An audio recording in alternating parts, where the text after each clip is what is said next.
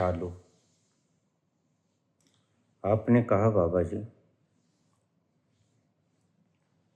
जो इन वचनों को सुनेगा उसकी मनोकामनाएं पूर्ण होंगी और वह आत्म दर्शन तक पहुंचेगा।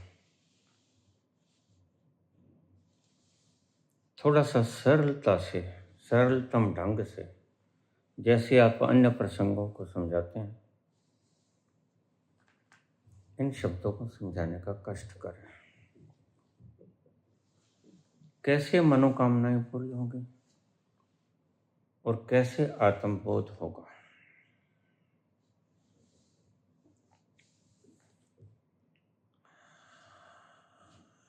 एक है थ्योरी, एक है प्रैक्टिकल। थ्योरी है जैसे आप वचनों को सुन लेते हो, वीडियोस को सुन लेते हो, वे थ्योरी। वचनों को सुनने से, वीडियोस को सुनने से आपकी मनोकामनाएं पूर्ण होंगी। यह एक हिस्सा आ गया। आपने सुना, सिर्फ सुना, मन लगा के सुना। इस सुनने से आपकी मनोकामनाएं पूर्ण हो गई। और दूसरा मैंने कहा आत्मबोध होगा। यह है प्रैक्टिकल, वो थी थ्योरी।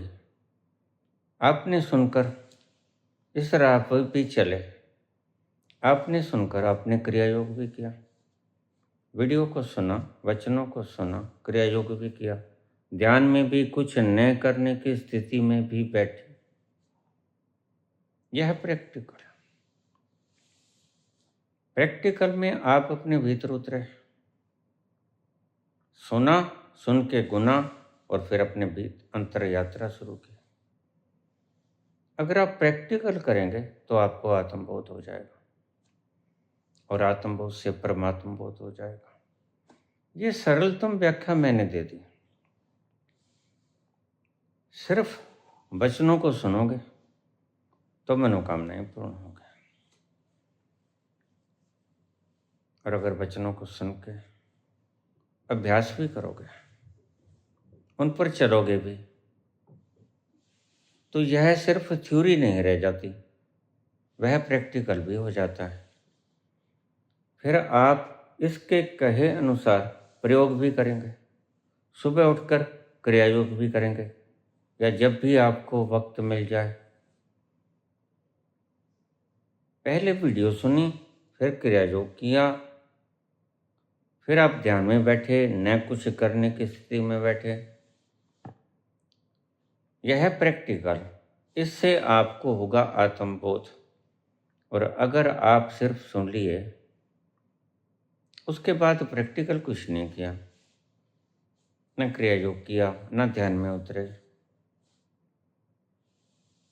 फिर आपकी सिर्फ मनोकामनाएं पूर्ण होंगी। सरलतम ढंग से मैंने समझा दिया, फिर सुन लो। अगर सिर्फ वचनों को सुनोगे, सिर्फ वीडियोस को सुनोगे, तो आपकी मनोकामनाएं पूर्ण होंगी। अगर वचनों को सुनकर प्रैक्टिकल में उतर गए, प्रयोग में उतर गए, क्रिया योग भी किया, ध्यान में भी न कुछ करने की स्थिति में भी आ गए, आराम से बैठे रहे, जो कुछ होता है उसे देखते रहे, मन के विचार, दिल की भावनाएं, वह रोष, वह घृणा, वह नफरत, वह प्रेम, वह लोभ, सब तुम्हारे सामने आएंगे। अगर तुमने इसे प्रैक्टिकल रूप में डाला तो तुम किसी दूसरी दिशा में चले। फिर यह सिर्फ थ्योरी नहीं है, थ्योरेटिकल नहीं है, यह प्रैक्टिकल है, यह प्रयोग है, अपने भीतर जाने का प्रयोग है। तो अगर तुम सिर्फ सुनोगे तो तुम्हारी मनोकामनाएं पूर्ण होगी, और अगर सुनकर तुम प्रयोग में उतरोगे तो तुम अपने आप को पालोगे।